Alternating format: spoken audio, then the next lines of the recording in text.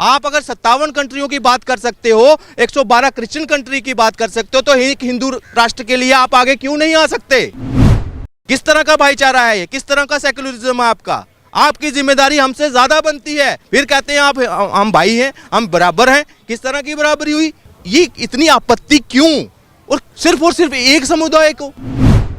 ये जो tool kit का प्रयोग कर रहे हैं ना ये लोग, ये सिर्फ नीचा दिखाने का भावना होती है। मैं ये कहना चाहता हूँ धीरेन्द्र जी ने जो कदम उठाया, आज रामदेव भी साथ है उनके साथ। हम तो समर्थन करेंगे, हम तो हिंदू हैं। मोदी सरकार ने जिन लोगों के लिए, चाहे किसी भी जाति धर्म किसी का हो, सबका साथ सबका विकास सबका प्रयास जो नारा दिया है उसका वायदा निभाया है, उसमें कोई भेदभाव नहीं रखा है। तो 24 में कोई उनका खूंटा नहीं ला सकता। जिस तरह से हर मंच पे जो है मोदी जी को टारगेट किया जाता है, महागठबंधन बनने की बात आती है, 2024 में बाहर करने की बात आती है, कन्याकुमारी से कश्मीर तक जो है भारत जोड़ो यात्रा हो रही है, ये सारा जितने भी जो है उलेमा जो अधिवेशन कर रहे हैं, 2024 ही जो है सबके मन में बैठा हुआ है कि 2024 में हम जो है परिवर्तन करेंगे। तो आपको क्या लगता है कि क्या काम हो रहा है या नहीं? जिनके गलों में फांसी का फंदा लटके हो, वो कैसे वो कर सकते हैं, उनका साथ दे सकते हैं?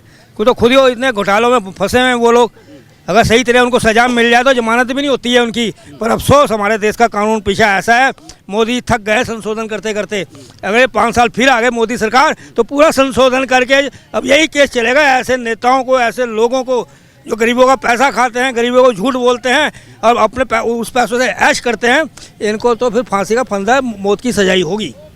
तमाम सर जिस तरह से देखा जा रहा है कि देश के अंदर में कानून संशोधन की बात हो रही है, एक नई कानून बनने की बात हो रही है। अब एक बात और उठ रही है, ये देश जो है विशुद्ध जो है हिंदू राष्ट्र बनना चाहिए। आचार्य धीरेन्द्र शास्त्री जो है बाबा बागेश्वर सरकार से जो है ये घोषणा कर रहे हैं और काफ़ी श्रद्धालु जो है उनके साथ जो है नारे लगा रहे हैं। लेकिन यहाँ पर बात उठ रही है, असदुद्दीन ओवैसी कह रहे हैं कि ये राष्ट्र जो है ये सेकुलर राष्ट्र है, ये कानून के खिलाफ है। क्या ये सरकारें जो है इस तरह से प्राश्रय दे रही हैं, लोग जो है जहाँ मर्जी जो है हिंदू राष्ट्र की बात कर रहे हैं? तो आपको क्या कहना है? देखिए, आज सेकुलरिज्म कहते हैं ना कि सेकुलर देश है। शायद ओवैसी ये चीज़ भूल चुके हैं कि किसी भी चुनी हुई सरकार ने सेकुलरिज्म शब्द नहीं ऐड किया उन्होंने, ना बाबा साहब अंबेडकर जी ने डाला है उसमें। ये तब इमरजेंसी के टाइम पर, ये उस वक्त कोई विरोध करने वाला नहीं था उस वक्त, और ये चुपके से वहाँ डाल दिया गया। क्यों? तुष्टीकरण की राजनीति करनी थी एक समुदाय को। जब 4 भाई थे, हम अगर सभी धर्मों की बात करें, तो एक भाई को ठूस ठूस कर, उसका पेट भरा था फिर भी उसको ठूस ठूस कर खिलाया गया।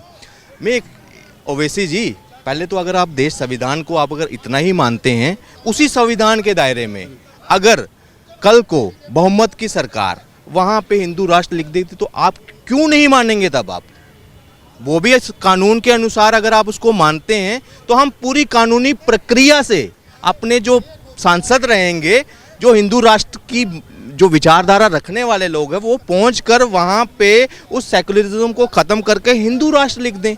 दूसरी सबसे महत्वपूर्ण बात, एक चर्चा और, ठीक है जी, छोड़िए जो चर्चा चल रही है, अगर 57 मुस्लिम राष्ट्र हो सकते हैं, 112 क्रिश्चियन कंट्रियाँ हो सकती हैं, बौद्ध कंट्रियाँ हो सकती हैं, एक हिंदू राष्ट्र क्यों नहीं? उसके लिए मतलब ये इतनी आपत्ति क्यों? और सिर्फ एक समुदाय को। जब 90% लोग जो हैं इसके मतलब समर्थन में हैं, तो ये 10% जो हैं, क्या उनका नैतिक कर्तव्य नहीं बनता कि वहां उनके साथ खड़ा हुआ जाए? आप अगर 57 कंट्रियों की बात कर सकते हो, 112 क्रिश्चियन कंट्री की बात कर सकते हो, तो एक हिंदू राष्ट्र के लिए आप आगे क्यों नहीं आ सकते?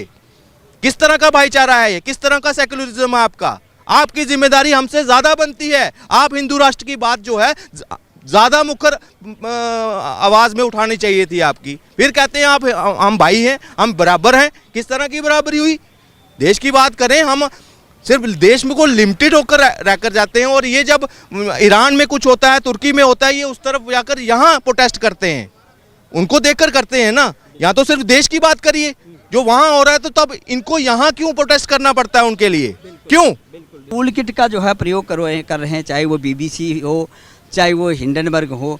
तो ये इस तरह की जो विदेशी जो है संस्थाएं, दूसरे विदेशी जो कंपनियां वो टारगेट कर रही हैं, जो सर्वेक्षण कर रही हैं और मोदी सरकार को जो है बदनाम करने की बात कर रहे हैं या कह रहे हैं कि बदनाम कर रहे हैं। आपको क्या लगता है कि क्या अडानी अंबानी को देश बेच दिया गया है?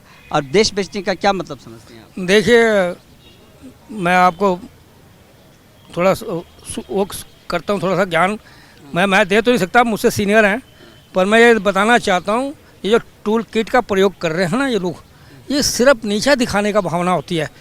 भारत को भी नीचा दिखाया जाए और इनके नेता को भी नीचे दिखाया जाए। और दूसरी बात यह, अभी आपने कहा था कि ये हिंदू राष्ट्र, सवाल आपका एक आया था। देखिए, आपने देखा नेपाल भी एक हिंदू राष्ट्र कहलाता था, आज क्या स्थिति हो गई उसकी, चाइना ने क्या स्थिति कर दी है उसकी। और जो मुस्लिम जो कंट्री के लोग हैं, और हमारे देश में जो मुस्लिम ये कहते हैं हमें नौकरी चाहिए, मुस्लिमों को नौकरी चाहिए, इतने परसेंट नौकरी चाहिए और इतने वो चाहिए। अरे भाई, PFI में तुमने कितने भर्ती करे थे, उनका मार्च पास्ट कैसे दिखा रहे थे आप लोग? वो तो जायज़ नहीं था ना, उस पर बैन लगाना। मैं ये कहना चाहता हूँ, हमारे देश में ऊपर जो बैठे हुए, जो MP बने हुए हैं, जो विधायक बने हुए हैं, कुछ कट्टरवादी लोग हैं। ये कट्टरवादी लोग सोच के बाहर से फंडिंग के चक्कर में अपना पैसा वहीं रखते हैं, यहाँ नहीं आएगा, यहाँ आएगा तो फिर सब निकलेगा, बराबर हो जाएगा। तो इसीलिए वो वहाँ से एजेंडा यहाँ चलाते हैं इंडिया में, यहाँ फूट डालो और राज करो, ये इनका है कट्टरवादी लोगों का। धीरेन्द्र कृष्ण शास्त्री का आप समर्थन करते हैं, हिंदू राष्ट्र की बात कर रहे हैं, वो मांग कर रहे हैं, और बड़े जो है उनके समर्थक भी जो है बाबा बागेश्वर सरकार में जो है उनके पंडाल में बहुत बड़ी जो है नारे लग रहे हैं, तो क्या लगता है? देखिए, अभी आपने धनंजय की बात करी है, पहले कौन जानता था यार? कुछ बताइए, कुछ टाइम पहले, कुछ साल पहले कोई जानता था? नहीं जानता था। ये पॉपुलर क्यों हुए? जब उन्होंने हिंदू राष्ट्र की आवाज़ उठाई, तब से लोगों की नज़रों में साधु संतों की आई, क्योंकि उन्होंने सनातन धर्म को ऊंचा करके रखा, उसका झंडा ऊंचा करके रखा। और सबने ये सोचा भी ये युवा है, जरूर करेगा, क्योंकि उसके समर्थक में भी लोग हैं, हर जगह पे सबके समर्थक के लोग रहते हैं, करते हैं, जाते हैं। मैं ये कहना चाहता हूँ, धीरेन्द्र जी ने जो कदम उठाया, आज रामदेव भी साथ है उनके साथ, और भी कई अपने जितने भी हिंदू विश्व परिषद के वो भी उनका साथ दे रहे हैं। और हम लोग तो खैर देंगे, हम तो समर्थन करेंगे, हम तो हिंदू हैं, हम तो कई वर्षों से हमारा जो चला आ रहा है संस्कार वो हिंदू धर्म का आ रहा है। जबकि हर किसी के धर्म में कई शक्ति होती है, कहीं पर लचीलापन होता है, पर जब तक ये जो लोग बैठे हुए हैं गद्दी में, जैसे अखिलेश के, जो उसका विरोध करते हैं, जो रामायण के बारे में जो बात करता है उसका विरोध करते हैं, तो उनको बाहर निकाल देता है, पार्टी से निष्कासित कर देता है जो टिकट पर लड़े हुए हैं, और जो विरोध कर रहा है उसको पदोन्नति कर देते हैं, महासचिव बनाते हैं। तमाम जो समीकरण जो चल रहे हैं वो 2024 को ये टारगेट करके अब मोदी को बाहर करने, तो आपको क्या लगता है 2024 में जो ये सत्ता किसके हाथ रहेगी, या मोदी जी के टक्कर का कोई नेता है जो मोदी जी के टक्कर दे सके? कोई टक्कर का नहीं है इस वक्त। मैं आपसे एक बात कहूँगा, इन्होंने 3000 किलोमीटर की यात्रा कर आए, क्या किया वहाँ पे? अब मैं आपको एक सिंपल मैंने की है, और कह रहे हैं कि हम पूरब से पश्चिम की यात्रा भी बिल्कुल करेंगे, लेकिन लास्ट में क्या करते हैं ये? लास्ट में क्या, बीच में गुड़ गोबर जिसको बोलते हैं, लास्ट में ये वो कर आते हैं। यात्रा खत्म होने के बाद संसद में इनको भाषण का टाइम मिला? आम आदमी जब आपसे हाथ मिलाया हो उस यात्रा में, आप क्या एक्सपेक्ट करोगे कि मेरे अगर कर्नाटका में किसी आदमी ने हाथ मिलाया है, उससे बात की है, तो वो बोलेगा कि हाँ राहुल गांधी जी संसद में जाएंगे, वहाँ शायद मेरी कोई परेशानी रखें, गुजरात की मेरी परेशानी रखें, महाराष्ट्र की रखें। मगर क्या किया उन्होंने? 50 मिनट की उनकी स्पीच में क्या रहा? कोई मुद्दा, कोई किसी स्टेट का मुद्दा नहीं, अपनी जो उनकी लोकसभा है वहाँ का कोई मुद्दा नहीं। क्या अडानी अडानी अडानी, मोदी मोदी, यही किया। और वो भी किसके ऊपर? तथ्यहीन कोई साक्ष्य दिए उन्होंने, उसके बाद उसको हटाया गया। अब मुझे बताओ, जनता के साथ धोखा नहीं है क्या? जनता विपक्ष नहीं मांगती है ना। आज 3-4 राज्यों में चुनाव है और राहुल गांधी जी क्या कर रहे हैं? अमित शाह जो 60-62 साल के हैं, उनको मोदी जी वो कहाँ पे हैं? ये कहाँ छुट्टियां मना रहे हैं वहाँ पे। कहते हैं धर्म युद्ध होता है तो योद्धाओं को बुलाना नहीं पड़ता, वैसे ही अगर चुनाव चल रहे हैं तो नेताओं को बुलाना नहीं पड़ता। तो मगर ये कहाँ घूम रहे हैं? इससे बाद कैम्बर जाएंगे, फिर बोलेंगे, फिर कहेंगे मोदी जी जो है EVM हैक कर रहे हैं। हैक कौन कर रहा है? यहाँ जनता आज मोदी जी के साथ है।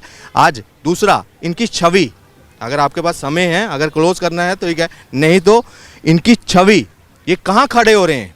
हर बार इन्होंने दुश्मन का पाला पकड़ा। मुझे अटल जी का वो भाषण याद आता है कि सब सरकारें आएंगी जाएंगी मगर देश रहना चाहिए।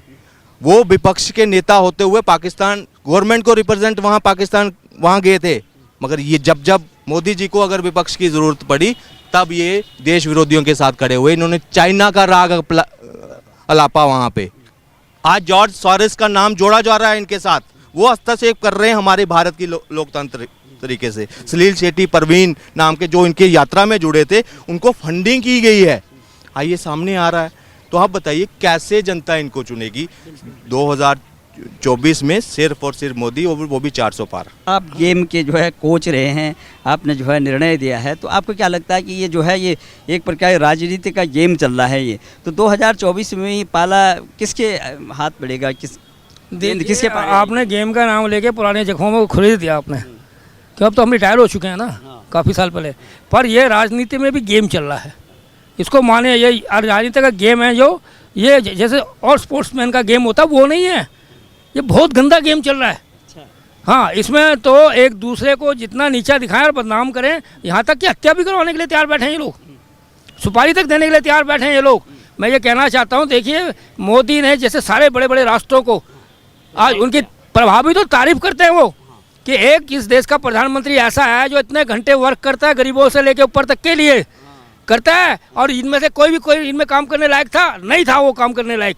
तो इसीलिए से आज सारे क्यों झुके हैं, बड़े बड़े पावरफुल लोग हैं वो आज क्यों सहायता कर रहे हैं मोदी। उनको पता आज भारत मोदी सरकार के रहते हुए, मोदी जो प्रधानमंत्री है उनके नेतृत्व में रहते हुए, चाहे योगी जी हो चाहे और भी उनके नेता हों, वो सब भारत को तरक्की की ओर ले जा रहे हैं। तो 2024 में फिर दोबारा आएंगे या कोई दूसरा है? मैं क्लियर कहना चाहता हूँ, जो इनके राज्य में जहाँ जहाँ मुख्यमंत्री हैं, योगी तो टॉप में ही चल रहे हैं, उनमें बुलडोजर बाबा के नाम से विदेशों में ही बुलडोजर का काम शुरू हो गया है। मैं 24 के बारे में बताने जा रहा हूँ आपको। 24 के बारे में मोदी सरकार ने जिन लोगों के लिए, चाहे किसी भी जाति धर्म किसी का हो, सबका साथ सबका विकास सबका प्रयास जो नारा दिया है उसका वायदा निभाया है, उसमें कोई भेदभाव नहीं रखा है। तो 24 में कोई उनका खूंटा नहीं ला सकता।